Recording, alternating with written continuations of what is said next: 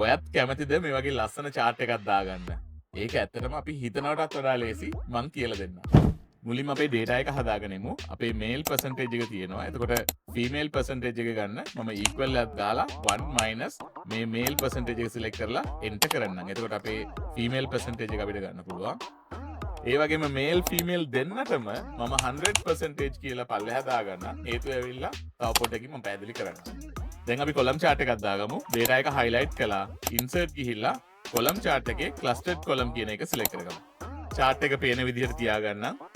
දැන් මේ chart එකේ අපි grid line එක remove කරමු. ඒ වගේම legend එකත් ඕනේ නැහැ. මම ඒකත් remove කරන්නම්. ඒ වගේම chart title එකත් remove කරන්නම්. දැන් මම bar එක උඩ තියලා double click කරන්නම්. මෙතනින් මම මේ gap width එක 0 කරන්නම්. එතකොට ලොකු bars බලා ගන්න පුළුවන් අපිට. දැන් මේකට දාන්න male female images මම අරගෙන එන්නම්. ඊට කලින් මේක පොඩ්ඩක් adjust කරගන්නම්. මට ඉඩ අරගන්න. දැන් මම එළිය click කරලා insert ගිහිල්ලා icon select කරගන්නම්. මෙතන person කියලා search කරගන්නම්. මට ඕනේ මේ male සහ female characters දෙකම select කරලා insert දෙන්න. දැන් මම මේක adjust කරගන්නම්. ඊට පස්සේ දෙකම select කරලා control C මෙතන තියලා control V ගහලා ඒකෙම copy එකක් දාගන්න. male නම් මට ඕන නිල් පාට color එකක් දාගන්න. graphics format එකේ මම graphics fill එක නිල් පාටට දාගන්න. ඒ වගේම outline එක remove කරගන්න.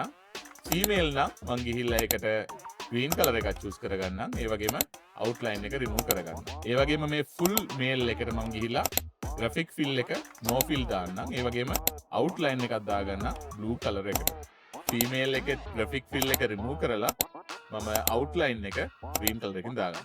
දැන් මේ male එක select කරලා control X cut කරලා මෙන්න මේක select කරලා දෙසරයක් මම click කරන්නම්. එතකොට තමයි හරියට select වෙන්නේ. මම control V paste කරන්නම්. ඒ වගේම මේ male එක select කරලා control X cut කරලා මෙන්න මේක දෙසරයක් click කරලා ඊට පස්සේ control V paste කරන්නම්. ආයෙ වගේම female එක select කරලා control X මෙන්න මෙතන දෙසරයක් click කරලා මම control V paste කරන්නම්.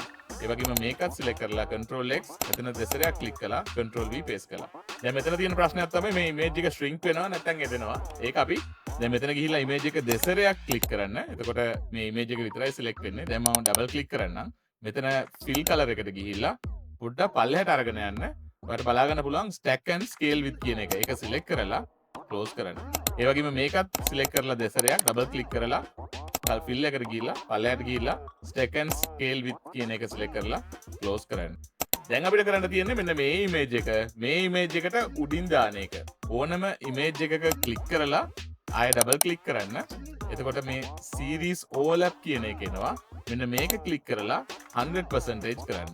දැන් මේක close කරන්න. අපේ image එක ready. මට පුළුවන් මෙන්න මේක click කරලා delete කරලා දාන්න.